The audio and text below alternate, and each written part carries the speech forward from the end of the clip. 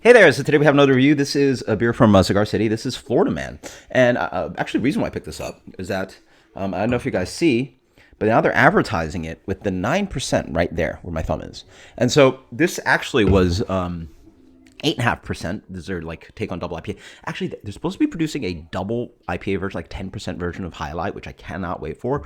But I don't think it's available in the market yet. I haven't seen it yet. But anyway, this is their relatively newer recipe.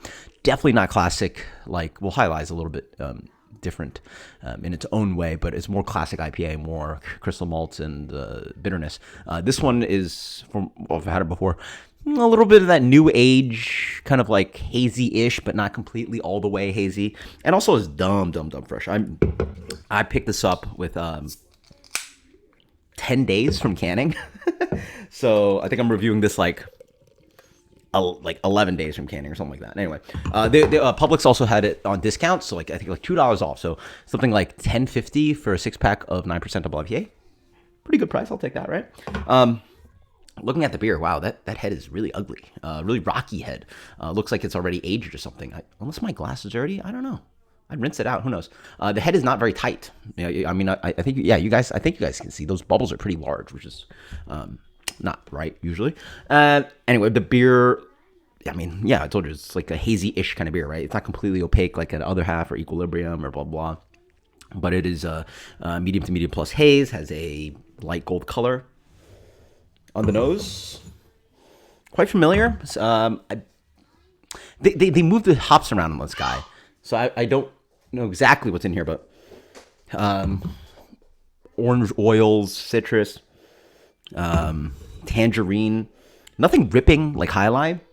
Light melon character, a little bit of pineapple in there. Cheers. Yeah. So part of the reason why I think they bumped up the ABV is just like people just become so price sensitive. Like 8.5 is just not enough value, I guess, for people. So they bumped it up to 9 because they're Cosmic Crown, they're Belgian, kind of like Belgian. This is a Belgian strong ale. That's also 9%. Voodoo Ranger Imperial is at 9%. So it's just like they're fighting the ABV war. 8.5 wasn't good enough, so they got it to 9. I think it tastes just as good. It is, you know what it reminds me a little bit of? It reminds you a little bit of the Fruit Force Juice Force, but without the weird flavoring. It's a hazy-ish beer, lacking bitterness, 9%. It's hoppy, but like doesn't have like a lot of specific characteristic to it. But it's super dumb drinkable, right? So it's like somewhere in that, like, this is hoppy and hazy adjacent imperial beer. So get wasted, blah, blah, blah kind of beer. It does taste pretty good, but again, like I can't. This has no competition to Highlight. Creamy, smooth, a little bit of that like oat cream thing in the middle, but not as thick as something obviously like other half.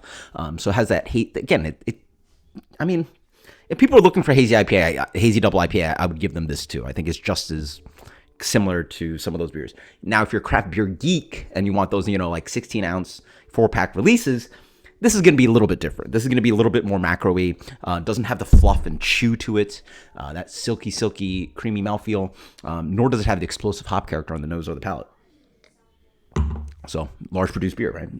Cigar City, bought out by Monster Energy and all that stuff. Definitely feel the alcohol on the way down. Just like the palate, the nose, it's like citrusy, a little bit pineapple, a little bit of melon character, but nothing too distinct and pushing me like Highlight so distinctly tangerine and oily and pithy and all that. This is more just like fluffy, creamy, slightly fruity, smooth, 9% drinkable. But like, man, I could feel the alcohol on the way down. It is dangerous. Like, this will punch you in the face. It's pretty good. Again, utility's high. Like, if your goal is to buy double IPA 9%, that's like drinkable, blah blah. Go ahead. This is, what the other beers like Tropical Beer Hug, Voodoo Imperial Ranger. Well, that's a different beer because Voodoo Imperial Ranger is sort of like a non-hazy. It's more classic. So, but if you're looking for something that'll get you, get this way over Fruit Force Juice Force. I would easily drink this because it doesn't have that artificial flavoring. So it's like an easy win. But if you're looking in that realm, and I just explained to you something that you'll like, 9% hazy-ish, super drinkable, smooth, it'll get you there. For me, I'm like, whatever about it. Like, it's not something like, I'd rather have better flavor and a little less alcohol. Like, Highlight 7.5. I'll take that any day, right? But I just want to review it for you guys. So I guess I did make the purchase. And the value is also really good. So getting your bang for a buck here. But again, if you know this, there's a world now that, yeah, it's crazy. Like 2023, 2022, 23, even now, like everybody's so price sensitive. So it's like people are looking for the next golden monkey, or your Voodoo Imperial Ranger, your Juice Force, Fruit Force. 8% is not even good enough. 8.5 is not good enough now. It's 9% is where we're so updated the recipe. 8.5 all the way to 9%. It's fine beer. I'm gonna give it an 89. It's good beer. It's just nothing that, again, if this is up your alley for utility, sure, you're going to give it an A. Definitely better than the Juice for Fruit Force stuff. For me, you get a B+. Cool. Until next time. Cheers.